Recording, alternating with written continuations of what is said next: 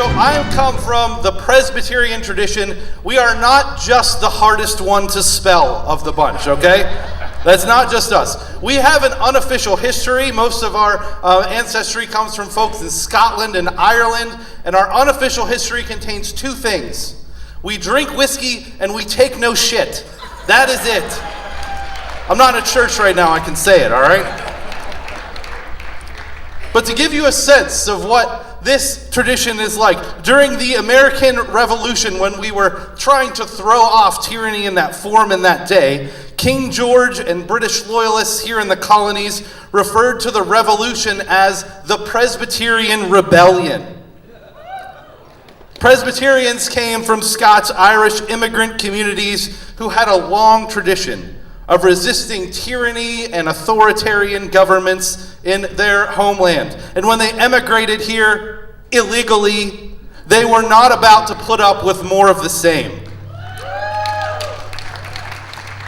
From the very beginnings of this nation that we call home today, Presbyterians recognized that in order for our nation and for our democracy to thrive, we needed something vital. We needed education. We needed independently minded people to be good citizens so that we could not be manipulated by the propaganda of the authoritarian class.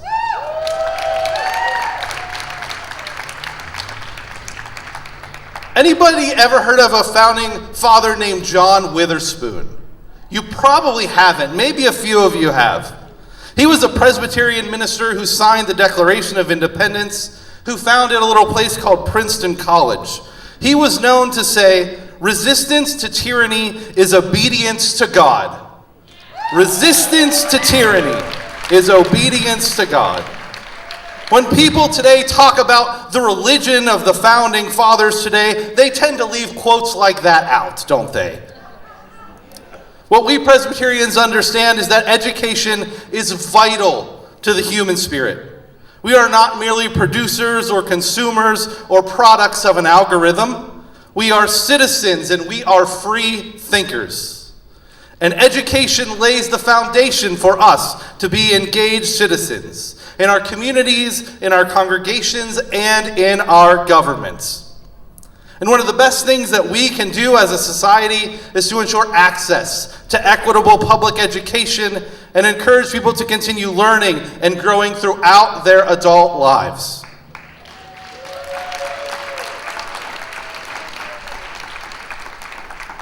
But what we see in this moment, in this community, in this state, is an attempt to dismantle public education. Give me the red signs, come on. They seek to defund, to take public dollars and put them in private hands. They seek to pay poverty wages to our teachers and our school staff. This is not just a strategy to frustrate us. It is a strategy meant to pacify our communities into accepting a new form of tyranny. It is meant to lull us into a propagandized mass that cannot cooperate enough to resist the attempts of those who would seek to control our property, our resources, our bureaucracies, and our futures. Let's just say it plainly. The political discourse of this moment is meant to propagandize and dull us, to pit us against our neighbors rather than to be good ones. And in the vacuum of our cooperative power, they come to mortgage our futures for private gain. This is a great evil. And Presbyterians want us to wake up, to recapture our free thinking and independent spirit, to re-engage our vigor for resisting tyranny in all forms, and to start a new revolution that embraces our shared responsibility to create a future that democratizes gain and the quality of life, not just for our generation, but for future generations as well.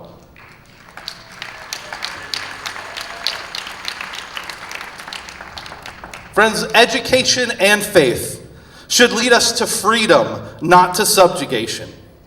They should lead us to learn and understand one another better and build communities that include one another, that we don't fear and isolate each other.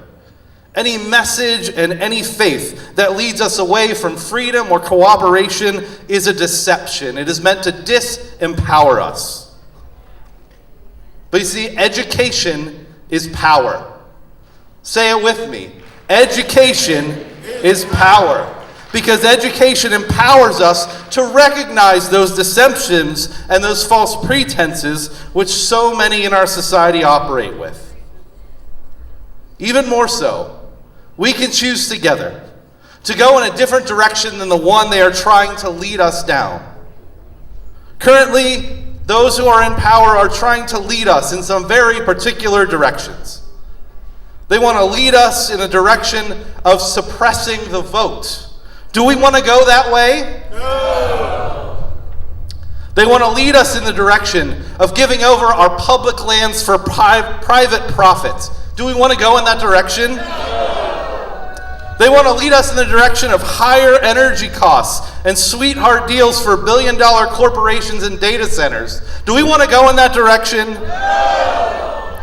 They want to lead us in the direction where we are afraid of our neighbors and to see others as some kind of threat when they just want to come and contribute to our community. Do we want to go in that direction? No. They want to take us down a path of endless war and ever-increasing military budgets. Do we want to go down that path?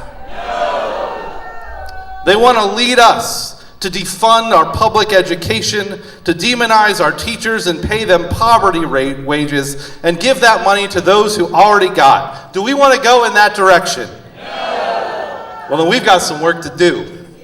To work together, to move in the opposite direction, to build a great migration of faith to a new promised land together. Because education is power. Yeah. Education is power. Education is power. Education is freedom. Education is resistance. And resistance to tyranny is obedience to God. Can I get an amen?